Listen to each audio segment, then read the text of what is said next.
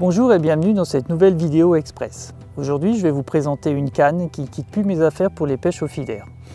C'est une canne à carpe. Sur cette canne, j'ai un gros moulinet avec une tresse en 16 centièmes et une arrachée en nylon en 0,55 mm. Elle me sert principalement pour faire mes amorçages. Donc j'envoie des grosses cages filaires comme ça avant mes parties de pêche pour amorcer mon coup. Mais je m'en sers aussi avec des roquettes pour envoyer des pelettes ou des graines quand je veux pêcher la carpe en gravière ou en étang. Pareil pour les bait roquettes. Et c'est aussi la canne que j'utilise quand je sonde mes places avec un dipper.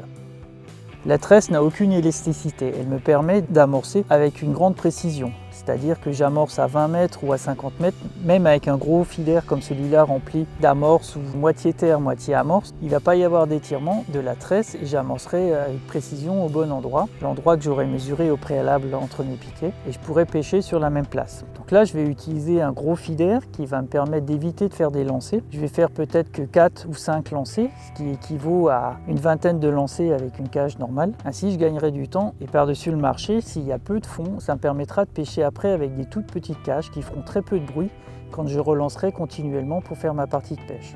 Donc mon coup sera préparé au départ et j'enverrai peut-être que des éches avec une grande discrétion en utilisant une toute petite cage. Cette canne-ci mesure 3,60 m. J'avais fait ça préalablement avec une autre canne de 3 mètres. C'était plus pratique pour le transport. Mais pour amorcer à 50 mètres des grosses cages comme ça, c'était trop difficile. J'avais pas assez de bras de levier. C'est pour ça que je suis passé sur une canne de 3,60 m. En amorçant avec cette canne à carpe, je sécurise quand même mon amorçage. J'ai une canne qui est quand même puissante, prévue pour lancer des grosses charges. J'ai pas peur de casser le sion, j'ai pas peur de casser ma ligne. Je suis plus sûr, je gagne du temps et j'ai pas la crainte d'avoir une casse et d'obliger de remonter une canne juste avant la partie de pêche. Sur ma tête de ligne en nylon, je n'ai pas mis d'agrafe. Avec ce type de filaire, j'ai déjà une fois perdu un amorçage lors du lancer. Ce que je fais maintenant, c'est que je fais une grosse boucle sur la tête de ligne et je passe le filaire à l'intérieur. Et après, je peux changer facilement d'accessoire.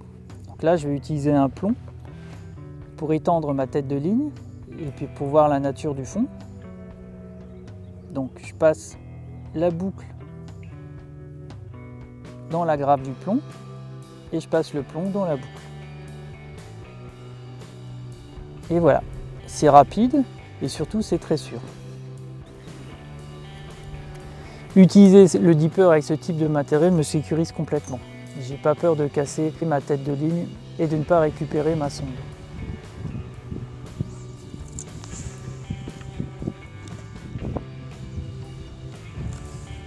J'espère vous avoir donné l'envie d'utiliser le même type de matériel. Donc pour une canne à carpe premier prix, il faut compter environ une cinquantaine d'euros, pareil pour un moulinet carpiste. Ensuite, il faut trouver une bonne tresse et un gros nylon et c'est parti. Allez, à bientôt pour une nouvelle vidéo sur Goldfish Experience.